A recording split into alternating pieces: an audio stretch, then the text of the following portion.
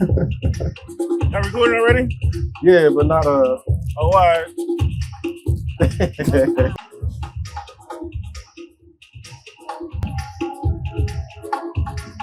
Preach. I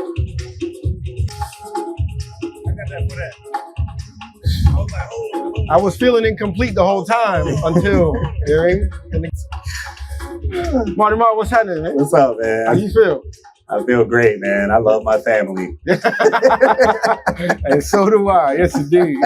Yes, Love my indeed. family. Thank you for coming through doing this with me, man. Man, I'm glad to be here, man. Thanks for having me. This is dope. Yeah. Shout out to Newark First Fridays. Shout out to GalleryRetail. Shout out to NJ Pack. Yeah. Shout out to all the vendors that are here. Yeah. I mean, lemonade and all that. Yeah, that stuff is good, man. That's She used brown sugar. You know what I mean? see, She learned that somewhere. There you go. Yeah, she picked that up somewhere. Somebody wise. That ain't just regular strawberry lemonade. No. That's No. brown sugar. Ain't no red number 5 in there. You know what I mean? So, the conversation is of the podcast has always been and is still like your self-perception. How do you see you?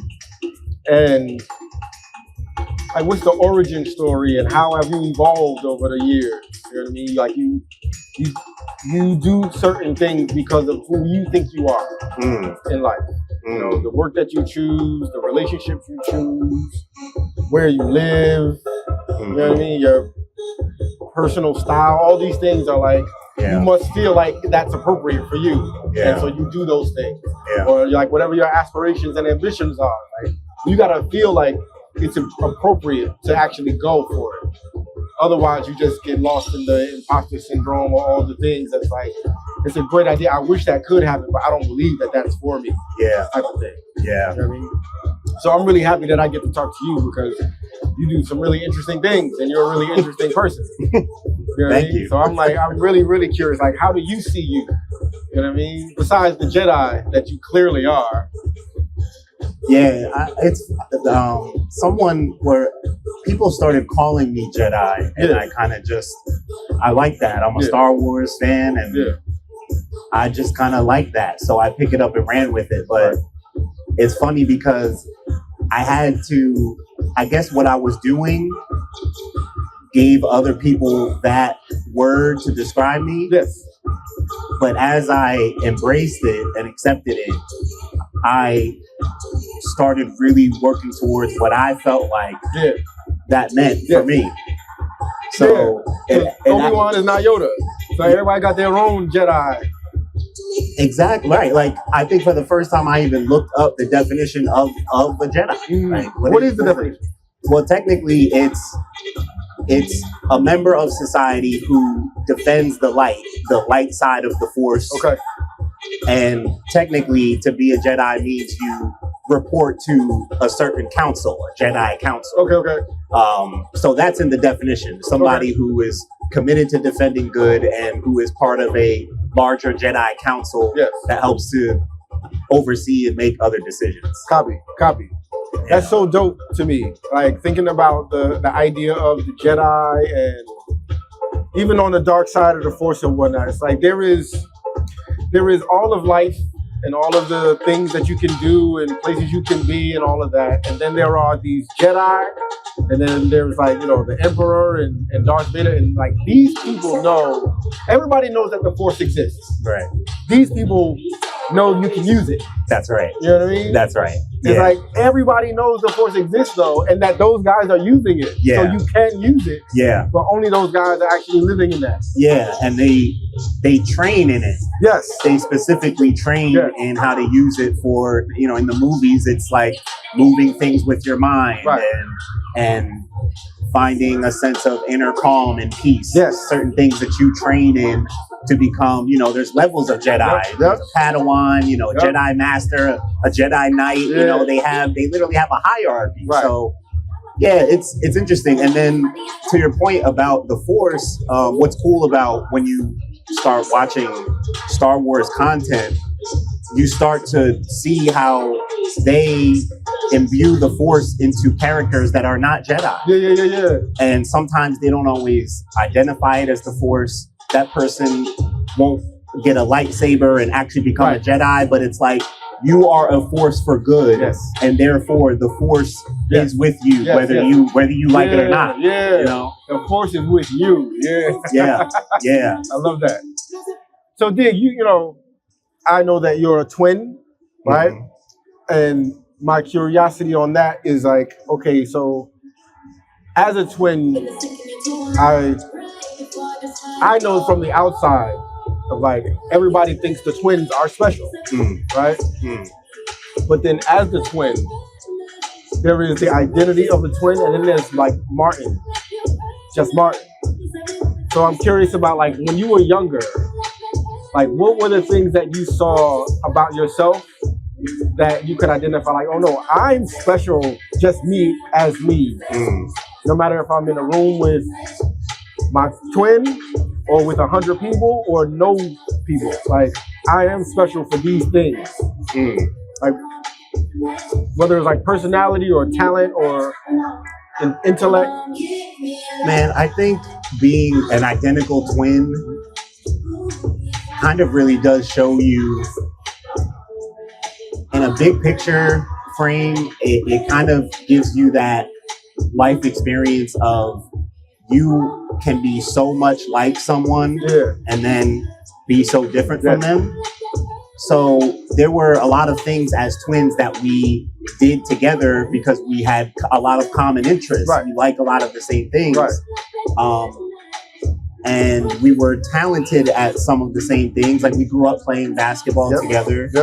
And we enjoyed a lot of the same movies and video games and stuff. So there's a lot of common ground.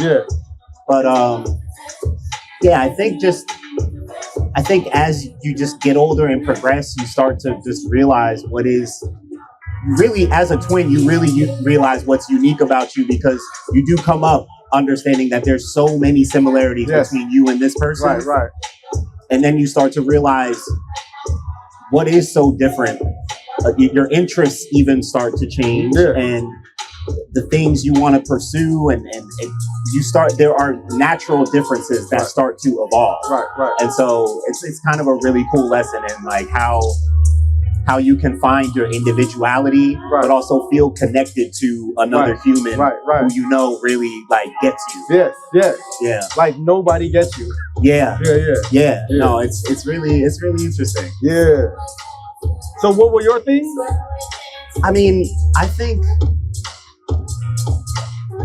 my things ended up being, I mean, again, there's a lot of similar things. I mean, I veered more into the basketball space, and we came up playing together through high school. He knew he didn't want to go beyond that. I kind of did, but also kind of didn't. But it became clear that basketball was still like part of my path. So I think for me, I started to find a sense of like service in others through basketball. Even going back to like you asking who I see as myself, how I understand myself.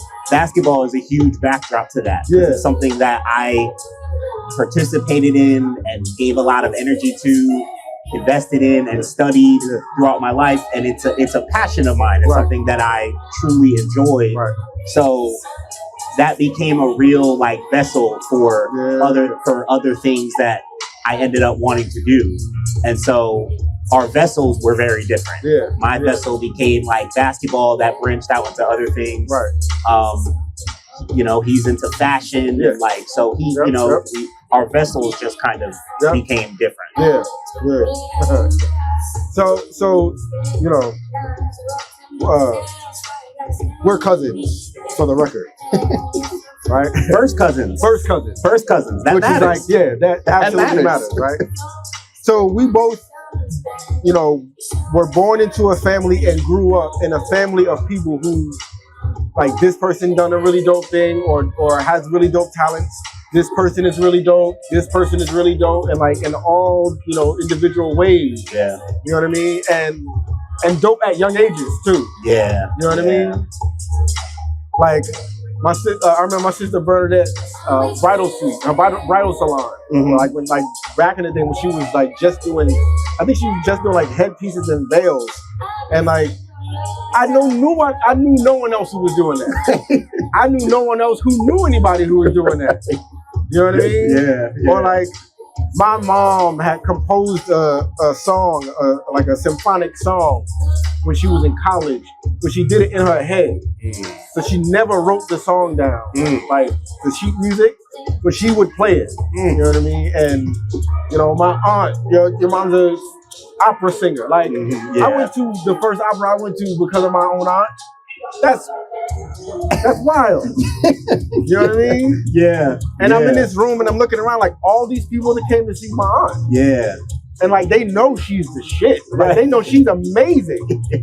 They already knew it. Yeah. I accepted it as like, yeah, okay. Then you walk into a room and there's so much confirmation in the room of like, no, everybody knows this. Yeah. You know what I mean? Right. But again, it's like, but these are the relatives that you grow up, you know, looking up to or observing and interacting with and whatnot. And I think for me, it shapes like, I don't know how high I can go. I know I can go really high and really far because I am of the ilk of people who have done amazing things. And it's not just 2 people. Yeah. You know what I mean? It's not just half a dozen people. Like, my family is amazing. Yeah.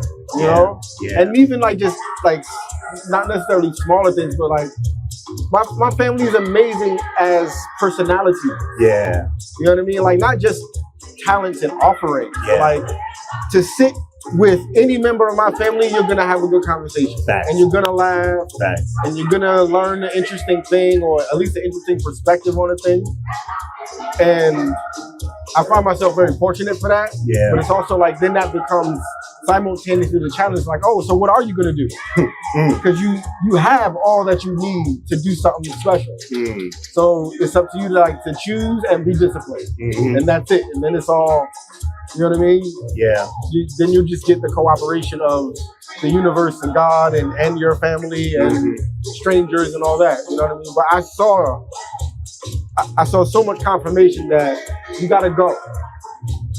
Because you have what you need. Yeah. Like, it's inside already. Yeah. You know what I mean? Yeah. Like, how is that something that you thought about as you were younger? Like, just looking around at relatives and on your mom's side, on your dad's side, it's like, and your parents themselves. Yeah, definitely. I like our side of the family is definitely special. Like, it's cool when you get to like brag about your family in that way. When we bring people outside of our family into our family orbit, they always feel and sense something that is very special. It's really, I feel like, just that natural, what family should be, almost.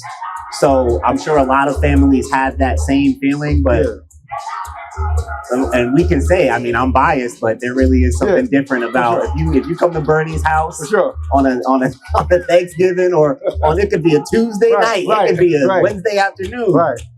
You're gonna get something. You're gonna come away from that feeling different. So yeah, I've even shared with Bernadette, your sister, my first cousin, how the work that she's done and how she's moved into wellness and helping people with grief and movement, and watching her from afar indirectly really gave me confidence going into a space of more like breathing and breath work and yoga, meditation, things that were very different from what I was focused on, which was mostly basketball at the time.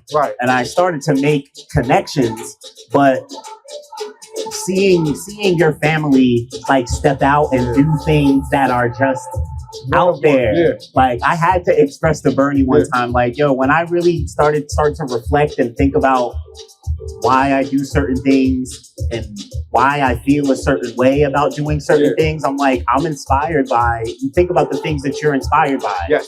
People that you've seen or connected with, movies or shows that you've watched. Like, you start thinking about, what are my inspirations? And as I start thinking, I'm like, man, my own people in my own family that I see out here doing things in the world, I'm like, that gave me confidence to go out and do things in the world that might be a little different or uncomfortable or whatever. If it feels right, go do it. Go do it. Go do it. Yeah. Yeah. So talk to me about how you got into, like, how do you go from basketball to breath work? So meditation brought me to breath work. Okay. And basketball brought me to meditation during the pandemic when everything was shut down and everything was virtual. So I was trying to think about how to offer things to basketball players that I was training and working with. Yeah. And meditation was kind of creeping up on me. And I just said yes to it. Like, okay, I had connected with a couple of teachers, tried it out. It was good enough for me to be like, okay, I'm going to go in and then let me offer this to people in the meantime. So while it was helping me, very quickly, I just made it kind of mandatory where it was like, okay, whoever's with me on this basketball stuff, come with me on this too. Right. Mostly like players that I was training. So I was fortunate to do some research, connect with people in the field. George Mumford, who was Phil Jackson's secret weapon in teaching the Bulls and the Lakers meditation and yoga. Right. He worked directly with Michael Jordan and Kobe Bryant, my favorite two players of all time. George now, I'm fortunate to say, is a mentor. He picks up every time I call. I've interviewed him a few times. So when I started looking into connections between meditation and mindfulness and basketball, George is one of the biggest names that came up. So I'm like, I gotta at least talk to him and I could just connect with him. And so over the last 5 years, I've connected with him and others in the field. And I found that there are many people who are passionate about meditation, breathwork, mindfulness, wellness in the sports athletic space and in the basketball space specifically. So it became a pretty natural way to make connections because that kind of work, I mean, it obviously goes beyond basketball. Yes. But unfortunately, what I tell people is like, basketball is just so foreign from that stuff. Right. We think that it's for dancers and white folks and old folks. And, basketball players, we're big on swag and aura and cool. Yeah. We just, basketball players are very, I have the talent to do this. Ability and just aura. Yep. We are so into that. And anything that's not that, we haven't really latched onto historically. It was just breathwork and meditation was such a blessing to me that, I mean, there were a few specific players that I was like, yo, this might be the thing. Like, this might be the last thing you need. Like, forget the skill work and the shooting and all that. Like, yo, lock in on this for a few weeks and then let's come back to that stuff and let's see the difference. Because, man, I'm like, I was seeing it make changes in my life. And then even as, a 30-year-old man still playing, I'm like, why am I playing more free and loose now than I ever was before? Well, I know why, because now I know how to breathe and how to actually use my mind to my advantage. Yeah. It's funny. I had a photo shoot earlier today, and I was talking to her about you. Because she was telling me she has a heart condition. She also has like something going on with her ribs. Like, she's constantly in pain. And I was saying to her, I don't have a solution for you, but I know that like so much opens up to you when you learn how to breathe. Like this, we don't learn how to breathe. You know what I mean? And it's not just for the function of staying alive, it's for the function of living well. Like in whatever posture, position, discomfort you're in, the ability to tap in to yourself and deal with it through breathing. And through meditation, you learn to deal with, you learn that it's just all I'm thinking about, all there is my breathing right now. Everything else doesn't exist. My breathing is all that there is right now.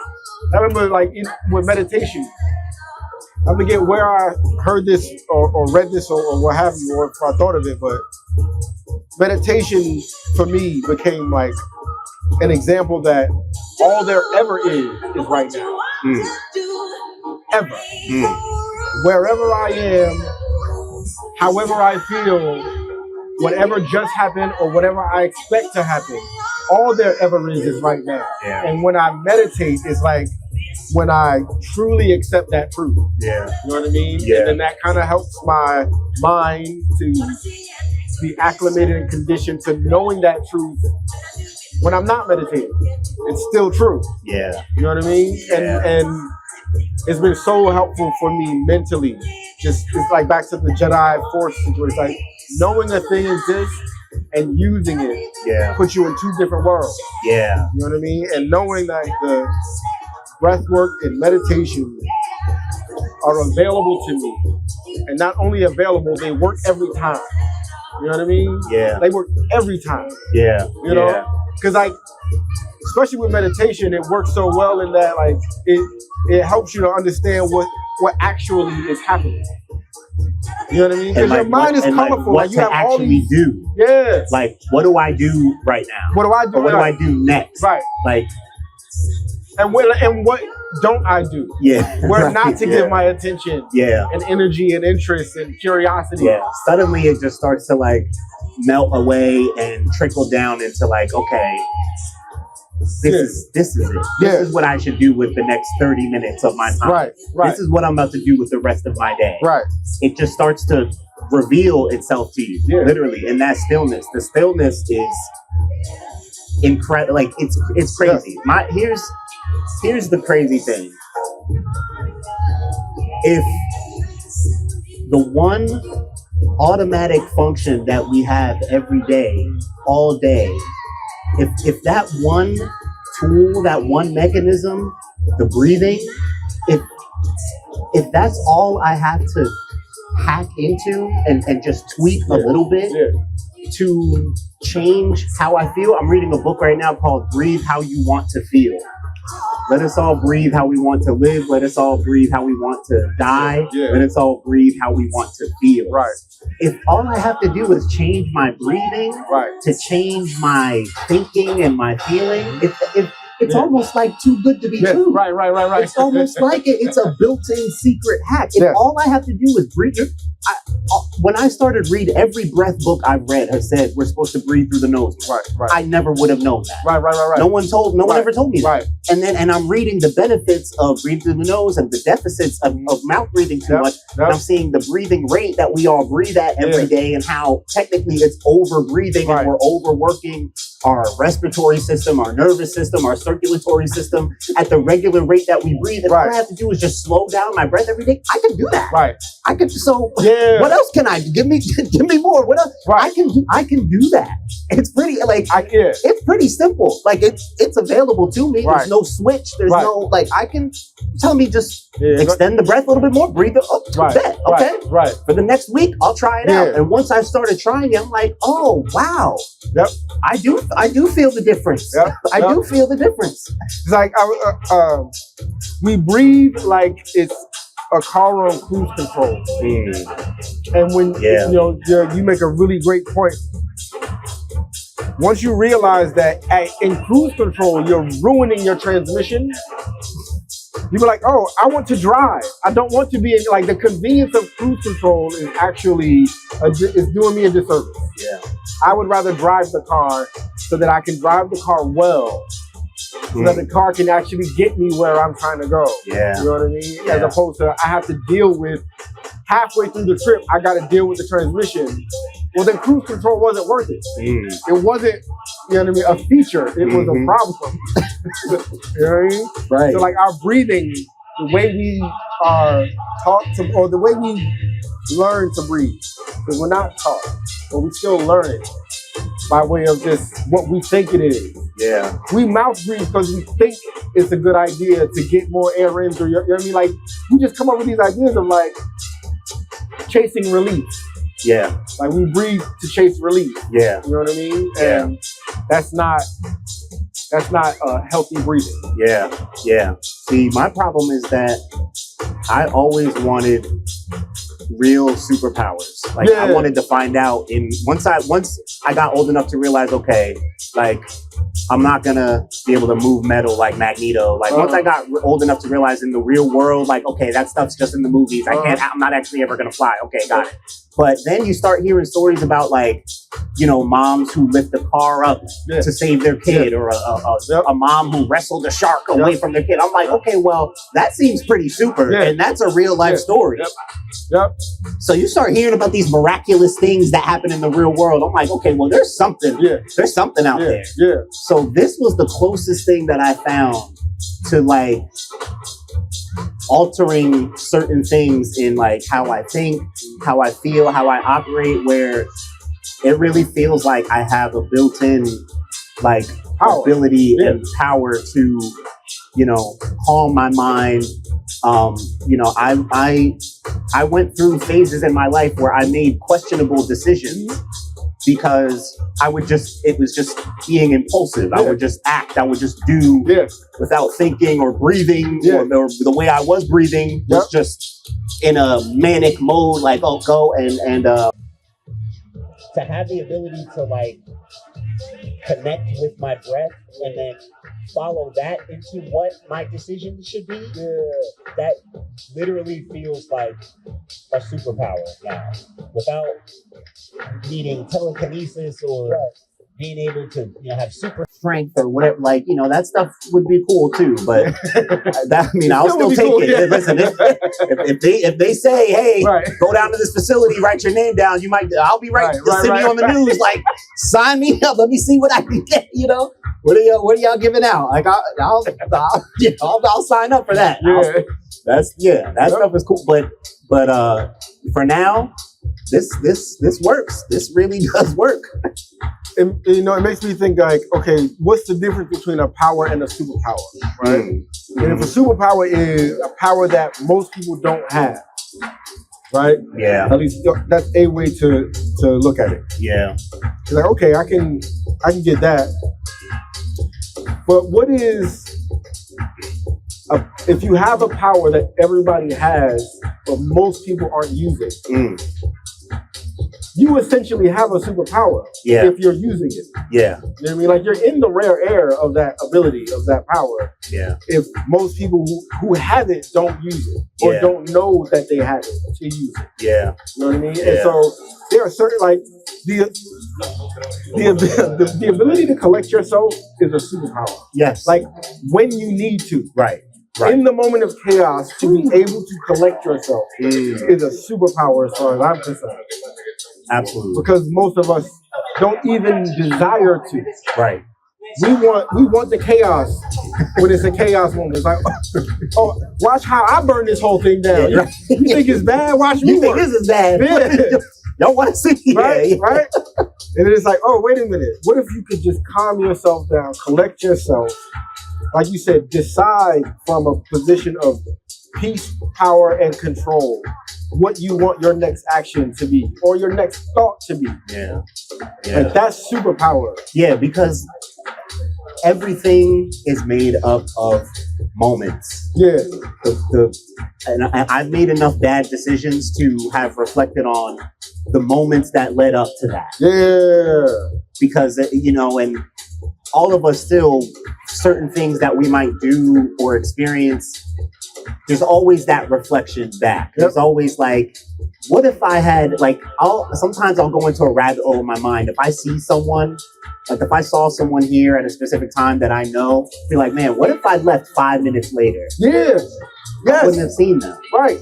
Like that stuff, the way the moments add up. And that's why meditation became so powerful for me, because the reflection start to remember things that I either forgot or didn't want to remember, or I displaced it.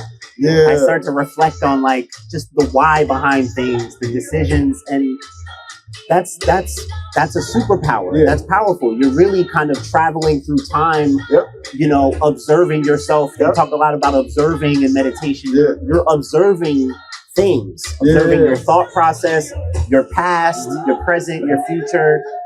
And then when moments come up, then you go through years of it. I'm 5 years into my practice. Then when things get tight or hectic or tough or conflicting, then you get those test moments of like, okay, okay, Yeah. here's a moment. Yeah. Am I in control? Right. Am I breathing? Am I gonna take control of this moment, or am I gonna just let the moment take control of me? Am I just gonna act? Right. Or am I really in control right now? Right. No. Yeah. Yeah. It's so tricky because, like, for me in those instances, it's remembering that the breathing, the meditation, healthy food choices, like I know what my good routines and choices are, right? And habits. I know what they look like. Yeah. And they have nothing to do with the problem at hand most times. The book I'm reading is not going to help with this. What I'm meditating on may not even have anything to do with this, but it is in the practice of stillness and taking the control that I already have. Like I have control of me. Yeah. You know what I mean? I have that. And that is so powerful that it can lead to the solution or to the resolution or to the opportunity that I didn't see otherwise because I was looking at the problem. You know what I mean? And it's like, breathing, like conscious breathing and meditation has often opened up an opportunity to me, to my mind that I did not see when I was looking at the problem. Wow. You know what I mean? Wow. Yeah. Yeah. Okay, so tell me about your approach to breath work. Like, you know, you talked about how it was earlier on, it was about like applying it to basketball, right? And then, you know, there's applying it to life. Yeah. And then I feel like there's another layer or level when you're in a practice where you realize like, or I've realized that I use my things my way for my interest, ends, needs, whatever. And my style becomes a part of the practice, not just the doing the thing, but how I do it. Yeah. You know what I mean? Like, are there any things like that for you in terms of how you approach breath work, how you approach meditation, how you approach yoga? Yeah, so I feel like breath work is something that I approach and practice throughout the day, because even now, as I'm listening to you, I don't need to be speaking, so I'm breathing through my nose. And I'm breathing through my nose slowly and softly. That's how I approach everything throughout the day. And because I've practiced and I have a commitment to being mindful of how I'm breathing, I might go through the motions for maybe up to 20 minutes to 30 minutes, maybe. I might but it won't take long before I realize, like, slow it down, soften it, exhale longer. Like now my average exhale is probably around 7 to 10 seconds. Like that's probably my average exhale. Wow. So just throughout the day, I could be doing anything and I have the ability to make sure that my breathing is controlled and softened. And meditation is when I take the specific time to sit in stillness, apply the breath work, again, really just slowing it down, in and out through the nose, finding a soft and slow cadence, and then just sinking into that. It might be 7 minutes, it might be 15, 20 minutes, whatever I need or have for that time. And same kind of thing for yoga. You know, yoga being a little more physical, it's like I'm grateful to now have enough understanding where certain parts of my body that need addressing, I know how to attack it using yoga. Usually I'll do kind of a full body thing just to kind of get everything activated. But that's the cool thing, is that especially with the breathing, it's like that's what I love most about it, is that you can approach it and tap into it really at any point throughout the day and reap the benefits. Man, that was all I had. I really appreciate you coming through and doing this with me. This is dope, man. I can't wait to hear what this sounds like. But I'm very happy to have had the conversation at all. Yeah, me too, man. Is there anything that you want to make mention of before? No, man. No, I appreciate you. I enjoy talking about this stuff because I've been practicing and sharing for about 5 years, and I'm still learning and like still practicing, and it's really cool to be able to experience it with you and just be able to share it with family and friends and just seeing people embrace it. So I appreciate the chance to just chop it up and talk about it. I love this stuff, man. Indeed. Thank you, Cody. Yeah, thank you, bro. Love you, man. Always.